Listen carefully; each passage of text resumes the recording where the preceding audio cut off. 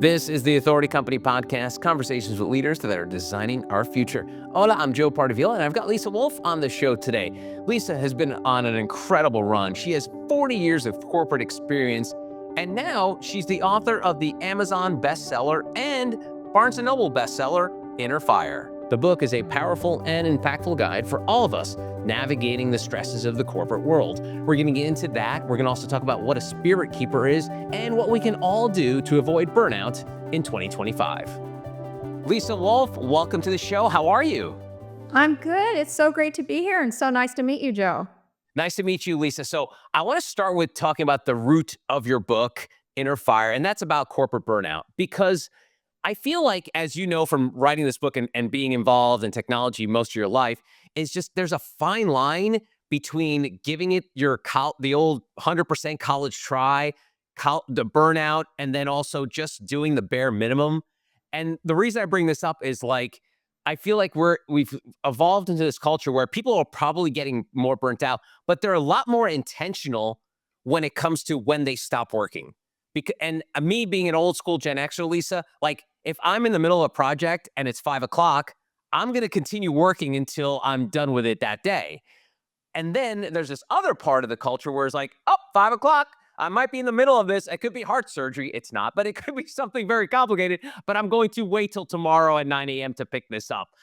And then a part of in between all that are people that are suffering from corporate burnout. So tell me about this sort of like gray area that exists of like being able to be a high performer without burning out.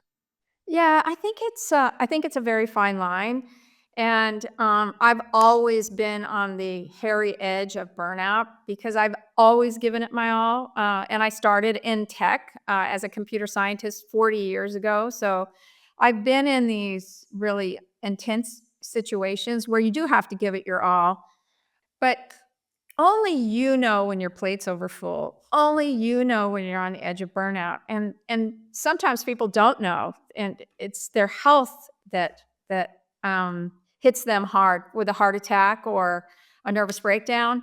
But the younger generation today, where they stop, as you say, where they're stopping at 5 and saying, okay, well, I'm going to get to this at 9 in the morning. I think that is probably an extreme. I know that that happens, but I admire people that know when they're crossing that line and they're moving into burnout and they actually set boundaries. Um, in my days, people didn't set boundaries. There were a lot of people working 24/7, and their whole identity was their job. They had nothing else outside their job. Those are the people who burn out, and jobs go away. So jobs go away. You see it happening every day. And when your whole identity is your job, it's like a death. So building your identity outside of your work and outside of your job acts as a buffer for when you're in between jobs. And you have to drive that. You have to learn that. It's not as easy as, okay, it's 5 o'clock and I'm out of here. It's more, you're still giving it your all, but you're also paying attention to the fact that there's life outside of the corporate doors that you're working in.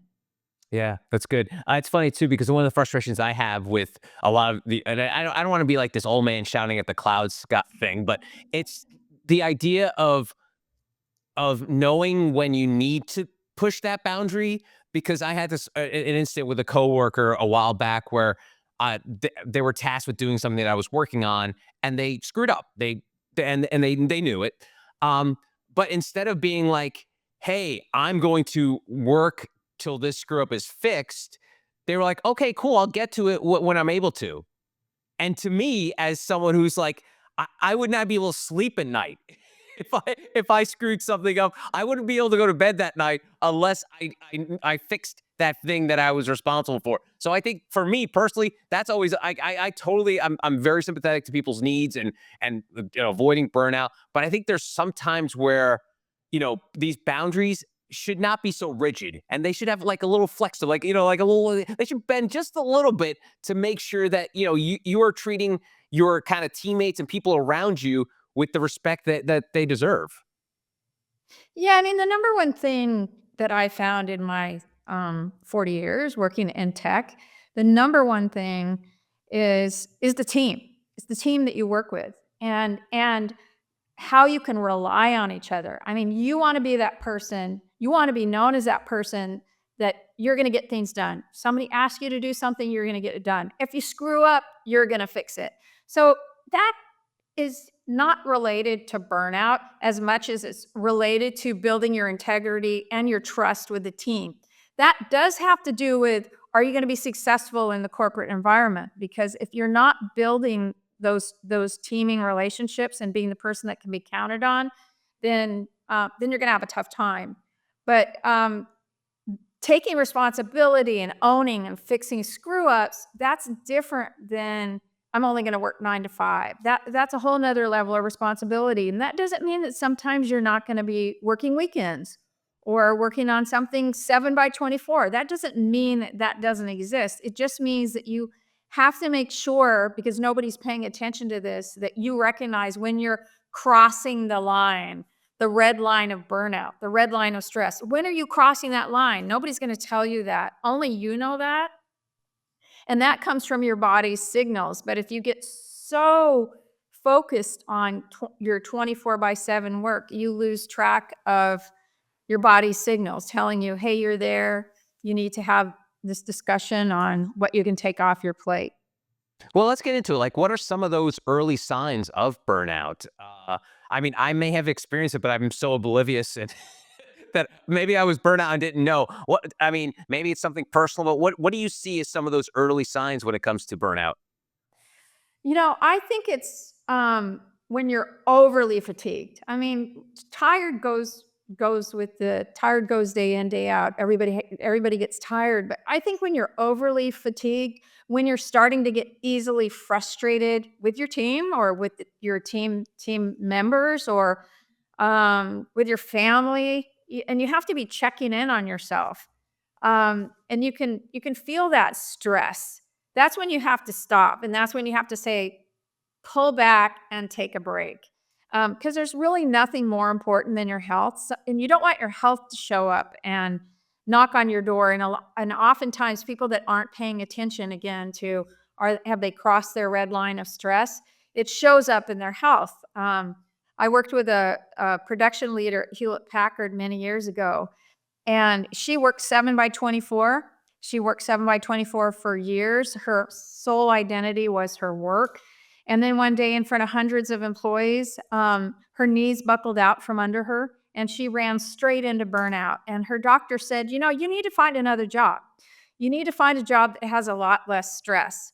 But what I say about stress is stress can be a great thing. Stress can be a source of energy. It can be a source of power until we cross our own red line of stress. And we're the only ones that know when we cross that line. So you have to check in. Are you overly fatigued? Are you creating more issues because you've crossed that line of burnout with your family, with your team? Check in on yourself and then take that break. And again, there's nothing more urgent than health. You lose health, you lose everything. I love that. I love that. All right. So in the book, Inner Fire, you talk about spirit keepers. First, tell me how you first identified the idea of that and what it means to be a spirit keeper. Yeah, so very early on in my career, I had a family member who was tragically paralyzed. And my family spent many, many weekends in the paralysis ward of the hospital with my family member and others who were tragically paralyzed. And as I go into the workplace during the week, I started to notice my peers burning out. And it was almost as if spending my weekends with people who had become physically paralyzed. When I went back into the workplace during the week, I could see people's spirits becoming paralyzed. And I saw this by the way they physically slumped over, or they lost their energy and their voice. They sort of pulled back. They were only going through the motions. And then I recognized there were a few people that actually weren't getting hit by burnout. They were keeping their energy really strong. And I said, I want to learn from those people. I want to learn from them. I want to capture those lessons. And those are the lessons that I captured and I included in the book, Inner Fire. That's how I came to it. And I called those people that kept their energy really strong, I called them spirit keepers. and I also call myself a spirit keeper. Although I do, again, want to say I've always been on that hairy edge of burnout, so I've always had to constantly be checking in, um, because I'm like you, right? If it needs to, the job needs 7 by 24, I'm all in 7 by 24. So I have to keep checking in and creating those boundaries as well. So what are some of the tips you give to people? Because we talk about this, the red line, this always on culture, because we don't go anywhere without our mobile phones. And on said mobile phone is usually our work email. Our phone number is usually the same number. And remember at least remember back in the day when you had a work number? Nope, nope, nope. Your work number is now your home mobile phone.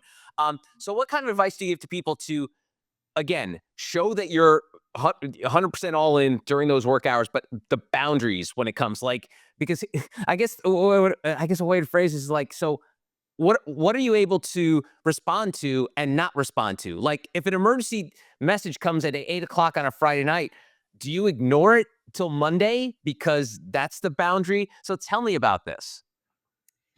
So lots of questions there. I know. I'll start. Yeah. Let me start with. Let me start with the phone. So yeah, I spent half my career without a. There weren't mobile phones, so I remember those days well. And I, it, it's like any practice when it comes to the phone. And I know this is hard for people to hear because most people, the phone is just an appendage. But it's like a practice. And I had the opportunity to speak with students that are just graduated from Yale and Cornell Tech this last month. And I was having this same discussion with them that as you go out and you enter these corporations that you're going to be working for, one of the first things you want to do is establish time in your mornings and in your afternoons that are locked out for deep work. Like this is your deep work time, it's uninterruptible, notifications are off.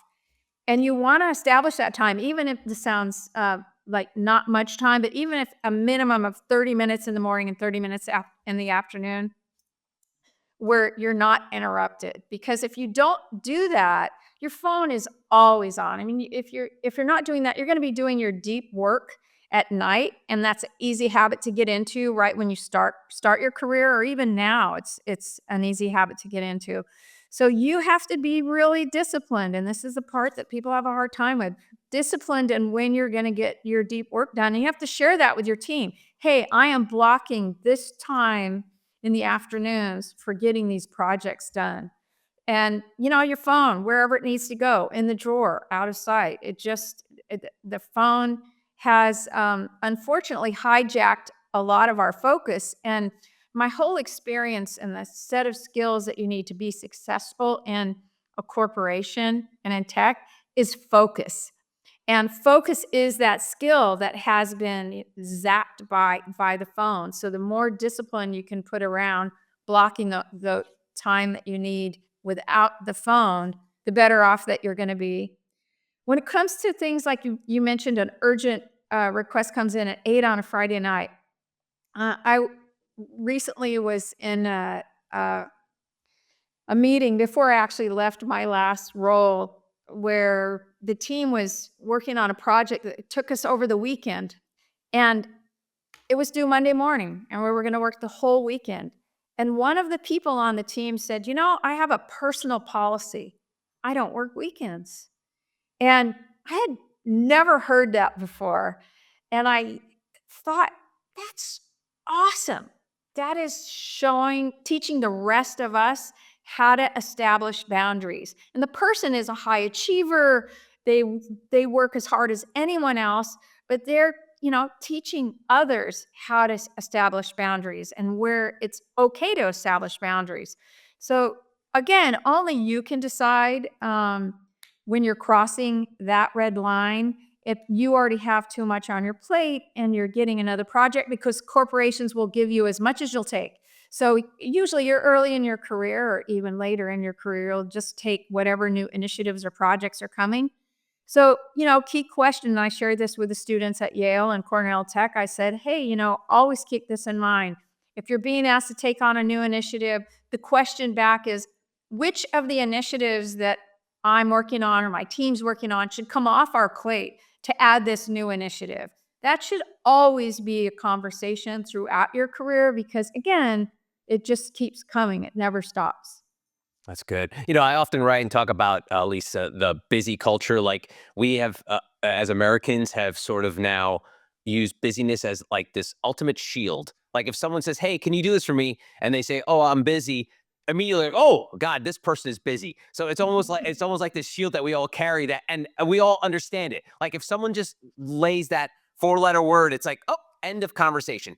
And I feel, Lisa, that the problem is not that we're all busy, we're just all terrible at time management. Like, I know people that have meeting after meeting back to back, like 6 or 7 in a day. I'm like, how are you able to accomplish anything when you're in meetings? You can't, I mean, meetings should be meant for like working things out, fixing problems. But this idea of like meetings taking up time in your calendar, then making you so busy that you can't actually think.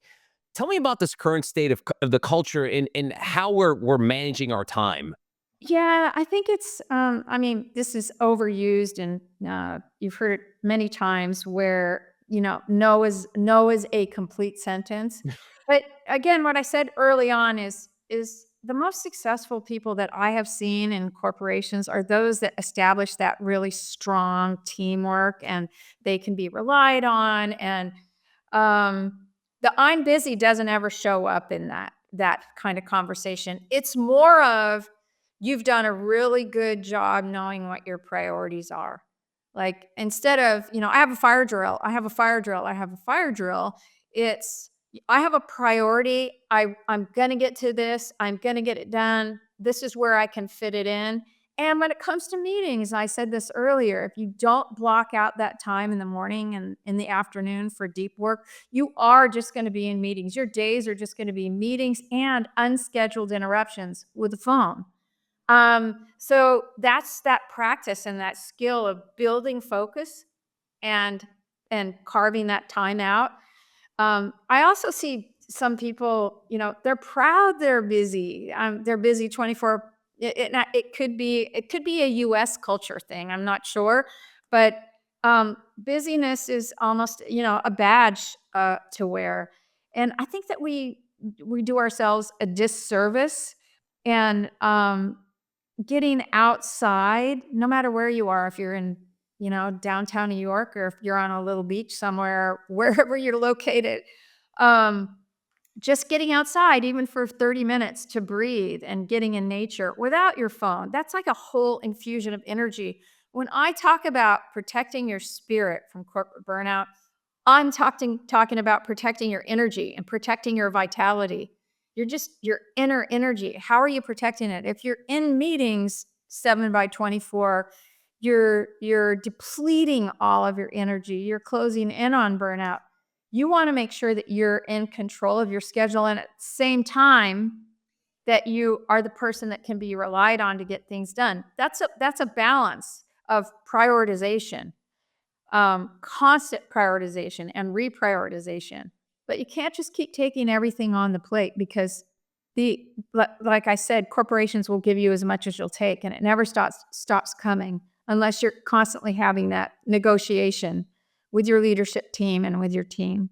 That's great. And what can leaders do to be spirit nurturers? Because, um, we always hear this thing about work-life balance, and people argue whether that exists. But I remember when I first started with a new company, they were like, "Hey, we prioritize work-life balance." And I'm like, "Okay, cool." Like me being old school, I'm like, "Yeah, that's fine, that's fine." And they say, everyone basically at 5 o'clock will go home. And I remember my first week on the job, Lisa, I was working on a project. I was editing something, and it was like getting to 5, and I'm like, I'll just, it's gonna take me another 15 minutes. Let me knock this out and I'll be done. I finish it. I'm so like, I'm so ingrained in my ways. I'm just looking down at my screen, editing something. And then when I'm done, I go turn around and go into the office. The lights are off. Like everyone has gone at 5:15. And I was like, oh, this is what they mean by work-life balance. And so to my question about it starts from the top, I think that's one of the steps to show people that, hey, you don't have to be killing yourself past the 8 hour threshold because the boss is going to leave at 5 o'clock, so you can too. What are other ways that that bosses and leaders can sort of nurture? this sort of environment that we've been talking about? Yeah, first let me say how fortunate you are that you work for a company where they actually turned off the lights at 5. I think being in tech, I have actually never experienced that in my 40 years in tech. Um, it's probably more common that you'll work for different leaders, different types of leaders, and every one of those leaders will have a different prioritization on work-life integration or work-life balance, and you'll still have to own it. You as an individual will still have to own it. You can work for someone that does work 7 by 24, doesn't have a sense of work-life balance, is not important to them, and just the opposite, the leadership that you described. And you still have to own your own boundaries because it's your health and it's your energy that you need to preserve. It's great if you've got leaders that are role modeling, not working on the weekends or not working 7 by 24. I think, one of the things and that could help, and I don't talk about this in the book, but you brought it up. I think one of the things is leader instead of everything being urgent, is for leaders before they say, here's a new priority, here's an urgent priority, or here's a fire drill, that before they even have that conversation with the extended teams, that they help to prioritize. They have the conversation of when they're meeting with their teams. Hey, Joe, how's it going? How's your workload? What can I take off your plate? That's the first conversation leaders should think about having to really ingrain into the culture work-life integration or boundaries and helping people keep their energy. Because again, like I said earlier, only you know when you've crossed that red line of stress. Only you know when you have too much on your plate. Your leadership team might not know that. I know a senior leader who shared with me that her team was recently asked to take on a big new project. And she said, no, our plate is full. Um, and her leader said, thank you for sharing that with me. I had no idea. So also, employees can't assume that their leaders know, that their plate is over full. So it's an ongoing negotiation and a conversation. But I don't think it looks like, because I think it's a perfect world where you're coming in at 9 and leaving at 5. It's just sort of not how work flows. I do think it looks like that you have that conversation early on with your leadership team, or the leader has that conversation with their teams that this is important. We really want to make sure your health and your energy is number one, and not even talk about it in terms of burnout, but we want to make sure that you're having the right breaks and that we're having the right discussions around prioritization and help you understand that not everything is a fire drill, because when everything is a fire drill, then nothing is important. But it's an ongoing conversation. And sometimes because of the leaders that you're working for, if they're not prioritizing it, you still have to prioritize it. Hmm. And as we know, sometimes nothing is easy. And in the book, Inner Fire, you talk about the be water mindset. Let's talk about that and how it helps in terms of these obstacles that we all inevitably run into. Yeah. So the be water mindset it's a philosophy that I adopted very early in my career. That when you run into an obstacle, that you are water. So we have to be water. And what I mean by that is there's always going to be obstacles. Sometimes they're lack of resources. Sometimes somebody says, no, you can't move that forward. Sometimes it's people. And water is the most powerful compound in the universe, and water will just keep flowing and finding a way. And I use an example in the book. This is a real example of a colleague that I worked with at Hewlett Packard. Very early on, he was responsible for sales tools. And he was asked to bring in a sales tool that was really buggy. It wasn't ready for prime time, and get the sales team to adopt that. And the sales team, they were mandated to use this sales tool that just frankly didn't work. And there was a rumor at the time that the reason that we brought it in to the company is that the decision maker for that tool was a tennis partner with a decision maker of the company that actually created that software. So, rumor. Um, Anyway, sales reps were so frustrated they had to use this buggy tool. And he came to me, my colleague came to me and said, "What should I do?" And I said, "You need to be water." And he said, "What?" And I said, "You are water. You just need to move around all the obstacles that are in your way," because he had found a better sales tool, a superior sales tool. It worked. And he was starting to show it to sales teams that loved it. And I said, "Just keep going. Show that sales tool to every sales team you can show it to, and have the sales organization turn around and say, 'This is the tool that we need.'" And he did that. And somebody else might have not taken it forward, but he not only adopted that philosophy that he was water and could keep moving around obstacles and finding a way, but he applied it for the rest of his career and also to his life. So it's something that I've used throughout my career, that whenever there's an obstacle in the way, just keep finding a way to keep moving the project or the initiative forward instead of just stopping. It's a really helpful mindset to establish, and it helps kind of build inner resilience as well, along the way. That's great. Thanks for sharing that story. That's awesome. You kind of touched upon it earlier about how people's identities are so tied into their work, and I'm 100% guilty of this. I write and talk about this a lot. I think it's especially like for Gen X and Boomers, and maybe probably a little older millennials. It's like they are who their job is. Like I always joke that I worked in a radio station for 24 years, and I was Joe Partiville from WPLJ. Like it was literally like almost like my hyphenated last name. It was who I was. And then one day the radio station got sold and blown up, and I was no longer that person. And so there was that struggle to identify. And one thing I respect and I'm enamored by younger people, whether it's the younger millennials or even Gen Alpha, Gen Y, is the idea of they are not what their job is. So, what kind of advice do you give to people who are probably still stuck in that sort of mindset of I am what I do for a living, not I am blank, blank, blank? And any tips? Because I know there's something you do talk about a bunch and write about. So, how could people work their way through that? Yeah, I referenced this one colleague earlier, the one that actually was a production leader at HP, and she did burn out. She was working 7 by 24. She was her job. When she wasn't at work, she was talking about work. She didn't really have anything else. And after she had run into burnout, and her doctor told her she needed to find a different job with less stress. After she ran into burnout, she came back, but she had to really work on establishing her identity outside of her job. She had never done that before. And it sounds like you had that. I had that early on in my career as well.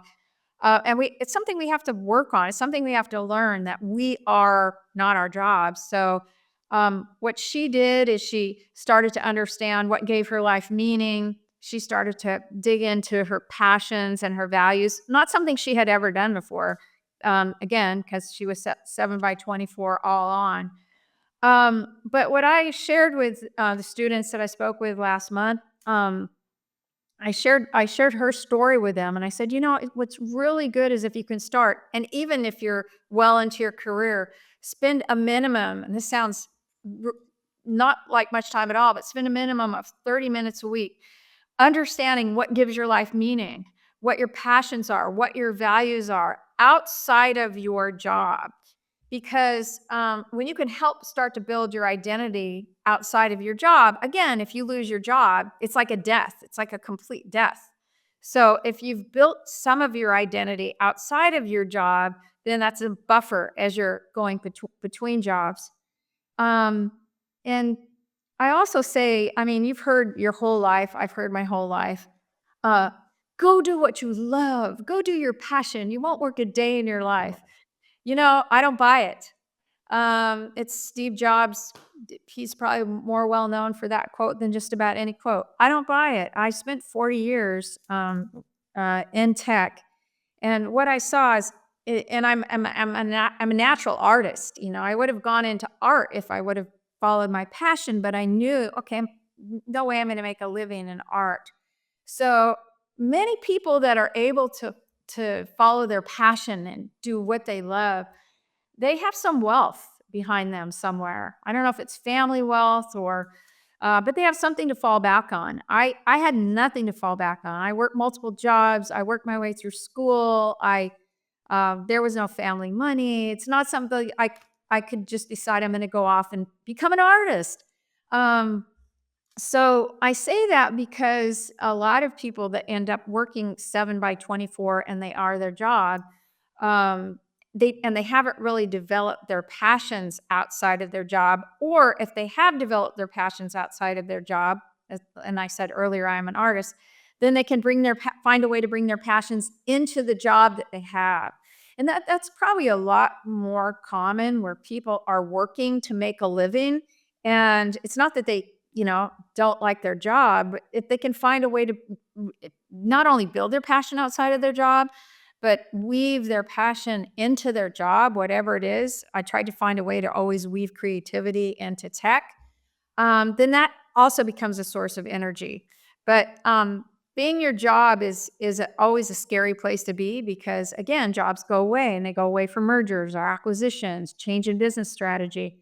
And you never want to be in that position where you don't have you haven't done the work to develop your identity and your passions and your values outside of work.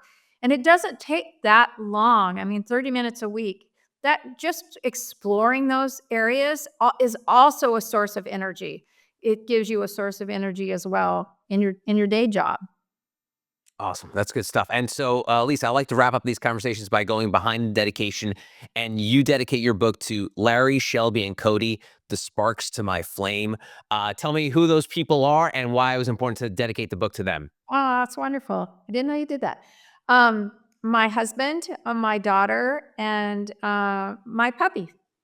And we sadly lost our puppy suddenly after 10 years this last month. But our dog, who was this is just most amazing Australian Shepherd, was a complete, dedicated, loving member of our family. So I absolutely had to include Cody in the dedication of the book because what I say is they were all there. They encouraged me the whole way, and so did Cody the entire time. So that and I have an amazing husband, amazing daughter, and Cody will be with me in my heart forever. I love that. I love that. Her name is Lisa Wolfe. She is the author of the Amazon and Barnes & Noble best-selling book, Inner Fire, Protecting Your Spirit from Corporate Burnout. Lisa, thanks so much for the time. I really appreciate it. Thank you so much, Joe. And so great to meet you. And that's going to do it for this episode. If you want to find out more information about Lisa and our other fine authors, go to theauthoritycompany.com.